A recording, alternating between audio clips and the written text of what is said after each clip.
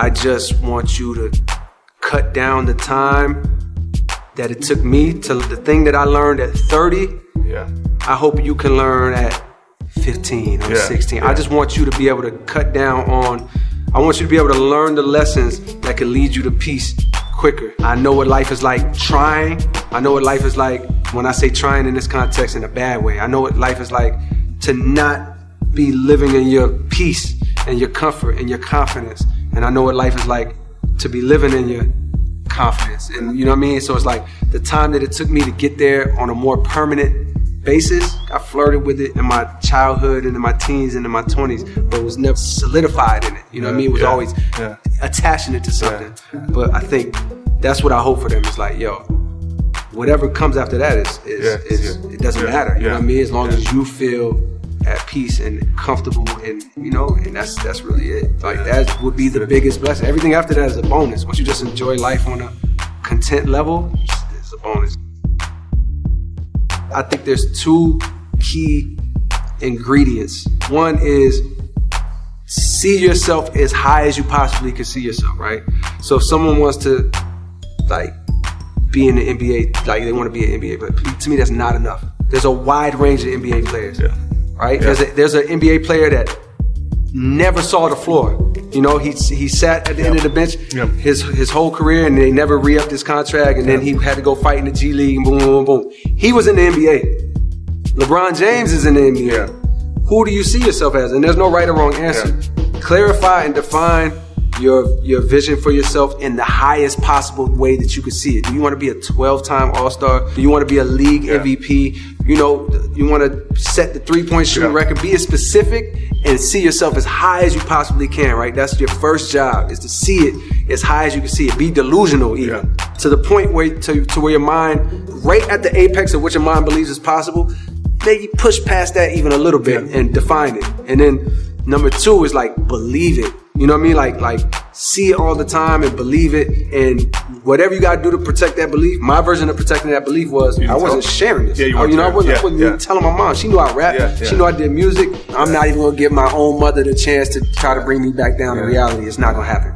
You know what I mean? Like not gonna happen. So number one, dream as high as you possibly can. See yourself, not even dream. See yourself as high as you possibly can. Define that. Don't just say I want to do such and such, because if you mess around and get such and such, you're gonna be mad that you didn't think about higher. There's a lot of people that do that. They're like, man, why didn't I think about being this instead of just this? Because at the time you thought just this was it. But do the thought work and see where you really want to be.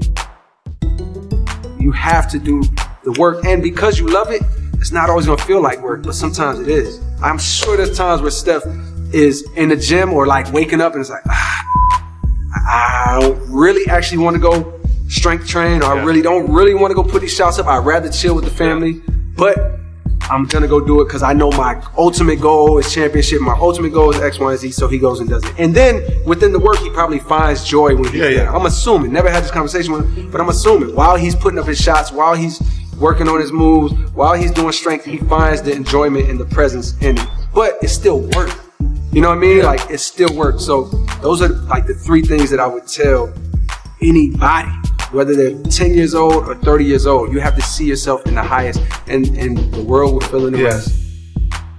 Persistence is important, because let's say you want something really bad and you keep trying and you keep trying and you keep trying, and on the 10th try you don't get it still, and then you say, okay, it must be a sign that I need to stop doing what I need to do.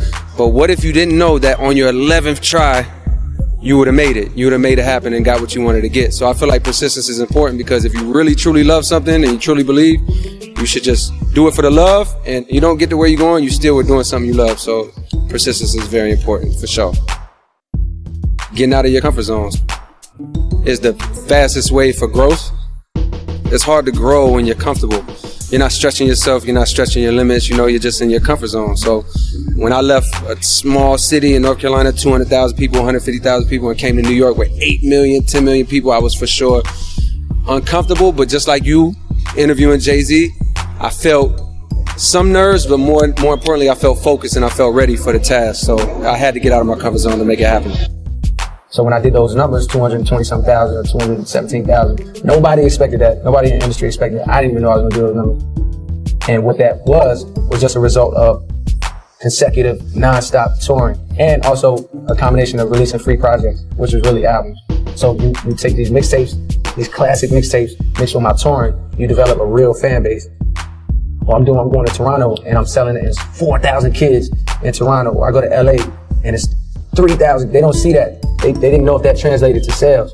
So what we learned is a real solid fan base is way more important than a record at radio or in the club. I go in the club and I hear 1 million songs from this rapper, 1 million songs from that rapper. That rapper can't sell the records I sell because he's not connecting to the people the way that I am. He is on the radio and he is when they want to party, but in terms of touring, in terms of saying the things that's going to affect their lives, in terms of an emotional connection, feeling they don't have. I'm letting my mind like run the show, which is fine. I don't want that to happen for myself. You know what I mean? I don't want to be like a slave to my thoughts. You know what I mean? Like, and I feel like that's how I've been living my life, being like a slave to like my thoughts. And 98% of my thoughts ain't even my thoughts. It's something I seen on Twitter, heard on TV, something my mom told me when I was younger, something somebody else said. So these thoughts are like fears and worries or like just ideas from other people. And it's like, that stuff is controlling me.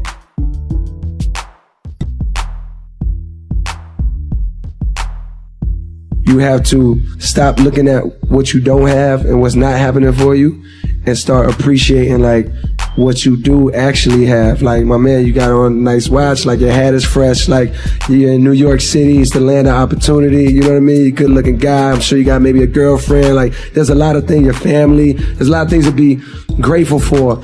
And that's the only way you can climb out of like a place of focusing on what you don't have is by focusing on like, man, what do I have to be thankful for? And everybody got something to be thankful for. Even a homeless man, if he wanted to, he could be like, yo, I'm breathing today. Like, you know what I mean? Like my arms work, my legs work. You can start very small. It's a process, but that's how you can get about like of a negative space like that. Musician, period, any artist, I think just absolutely do what's in your heart.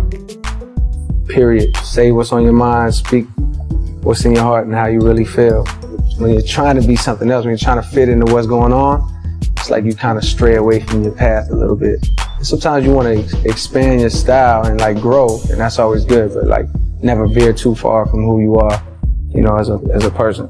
I don't buy into my own hype. You know, like I'm grateful for the reactions and the appreciation, but I don't buy into like, yeah, I'm the man. Like, nah, I feel like I got a lot left. I'm gonna be here for years. Like, being hot in 2013 is cool, you know, and being critically acclaimed in 2013 is cool, but like, what about 2020? Like, where am I gonna be? I don't wanna be making a documentary 20 years from now talking about like this as if it was the end.